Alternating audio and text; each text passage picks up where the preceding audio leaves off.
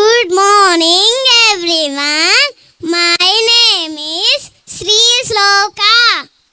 గౌరవనీయులైన ప్రధానోపాధ్యాయులకు, మా ఉపాధ్యాయులకు మరియు మా మిత్రులందరికీ నమస్కారములు. క్రీడా దినోత్సవం ముఖ్య ఉద్దేశం ఏమిటంటే ఆటలు ఆడటం వల్ల మానసిక ఉల్లాసమే కాక శారీరక శ్రమ కూడా కలుగుతుంది.